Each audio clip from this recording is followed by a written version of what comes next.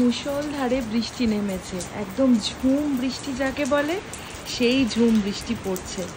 আমাদের এখানে বর্ষাকাল বলে আলাদা করে কোনো ঋতু হয় না, এই গরমকালের শুরুতেই না প্রচুর বৃষ্টি পড়ে। আর এই বৃষ্টির জলেতে এই যে ন্যাড়া গাছগুলোতে সমস্ত গাছগুলোয় সবুজ পাতা আসে, ফুল আসে, তাই এই বৃষ্টিটা গাছের জন্য খুবই দরকার হয়। কি ভালো লাগছে দেখো, বাইরেটা ঝমঝম করে বৃষ্টি পড়ছে আর সবুজ গাছগুলো জল পেয়ে একদম তরতাজা হয়ে গেছে।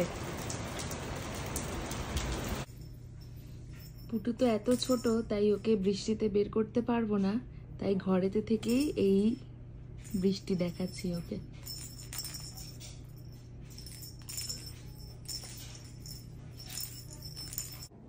আর এই ঠান্ডা ঠান্ডা বৃষ্টির দুপুরের লাঞ্চ হচ্ছে ভাত, তার সাথে গরম গরম বেগুন ভাজা আর আলু, ফুলকপি, পনির দিয়ে একটা তরকারি, আর রয়েছে গন্ধরাজ লেবু আর কয়েক টুকরো শসা। আহা, জমে যাবে জাস্ট। এইরকম বৃষ্টি দেখে আর নিজেকে আটকে রাখতে পারিনি, তাই একটু ছাতা নিয়ে বেরিয়ে পড়েছি বাইরে। দাঁড়াও, তোমাদেরকে একটু দেখাচ্ছি। এই যে বাইরের এখন অবস্থা, সামনে থেকে আরো ভালো লাগছে গাছগুলো দেখতে। গেটের বাইরে যাব না ভাবছি, এই নিজের এখতিয়ারের মধ্যেই থাকি। আমাদের যে সামনে যে গার্ডেনটা রয়েছে, এখানে দেখো কি সুন্দর ছোট্ট ছোট্ট সবুজ পাতা এসেছে আর তার সাথে ফুলও এসেছে।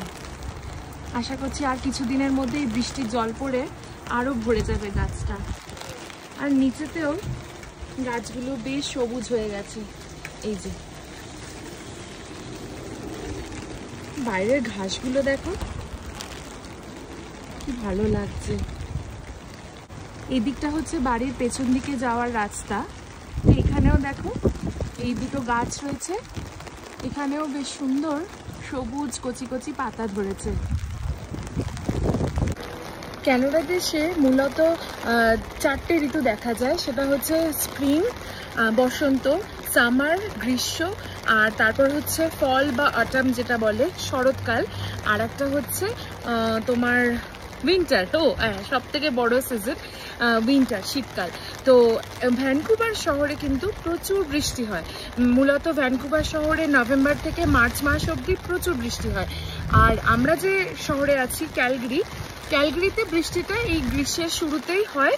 আর এই বললাম যে এই বৃষ্টির জলটা পেয়ে গাছের মধ্যে পাতা আসে, ফুল হয়, আর এই যে ঘাসগুলো দেখো কি সুন্দর সবুজ হয়ে যায়। এই যে ঘাসগুলো দেখো একদম মখমলে সবুজ রং ধারণ করেছে।